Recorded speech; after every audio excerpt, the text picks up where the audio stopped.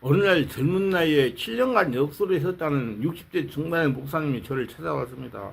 아버지는 저를 만날 때가 역소를 하고 계신다고 말했습니다. 그런데 30대 초반에 영적인 세계를 알게 되어 역소를 포기하고 예수를 믿었다고 합니다. 예수 믿고 은혜를 받아 신학하다여 인천에서 목회를 시작했다고 합니다. 그런데 젊은 나이 역소를 했던 영향으로 성도들이 심령을 읽고 예언을 해준 덕에 교회가 부흥을 했습니다. 그래서 교회를 건축하고 8대병이 되기까지 교회가 부흥했다고 합니다. 근데 문제는 목사님이 그때까지 역수의 죄악을 통해서 역사하는 귀신을 쫓아내기 위한 영적 활동을 전혀 하지 않은 것입니다. 목사님은 그냥 목사가 되어 목회를 하면 자동으로 역수를 했던 모든 죄악이 더 사해지고 귀신이 떠나가는 줄 알고 믿고 있었다고 합니다. 그러므로 제가 평상시 항상 강조하는 말은 세상을 살아가다가 어느 계기를 통해서 예수를 믿기 전에 영적인 문제를 해결한 적극적인 영적 조치를 해야 된다는 것입니다. 영적 조치나 영업이나 먼저 자신이 영적인 문제가 있다는 걸 인정해야 되며 영적 문제는 성령 하나님만 해결할 수 있다는 걸 알고 믿는 겁니다. 그래서 본인이 남을 열고 영적인 문제를 해결하는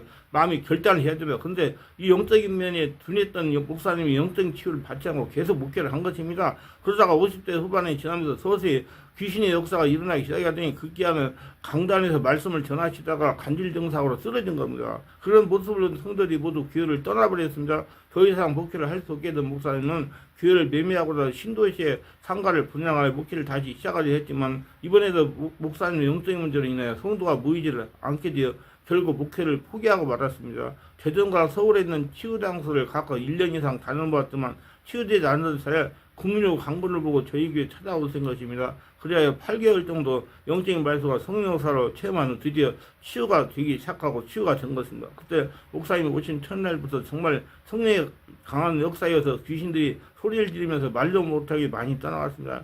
노인 목사님 막 악을 쓰고 발작을 하고 토해내고 하면서 귀신이 떠나갔습니다.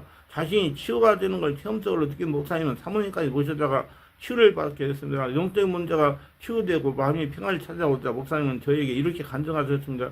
저처럼 영적인 분야에 전문적으로 지식 있는 사역자를 좀 더 젊었을 만났더라면 정말 큰 목회를 했을 것이라고 말합니다.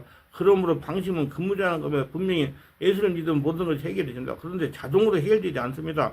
여러 가지로 설명을 했지만 본인이 인정하고 말씀과 성령을 찬양하고 회개하고 끊어내고 축사한 후 지속적으로 성령 충만 생활해야 과거 본인이나 조상들이 범한 영적 죄악들이 해결되는 것입니다. 왜냐하면 사람은 육이 있기 때문에 그렇습니다. 예수를 믿으면 영은 살아나야면 육은 아직 거듭나지 못한 상태이기 때문에 지금도 교회는 앞에 말씀드린 목사님같이 영적인 면에 무지해가지고 알고 모르고 환란풍과를 당하는 성들이 많이 있습니다. 최근 대적계도 문제를 해결하는 비밀이라는 책을 읽어보시기를 바랍니다.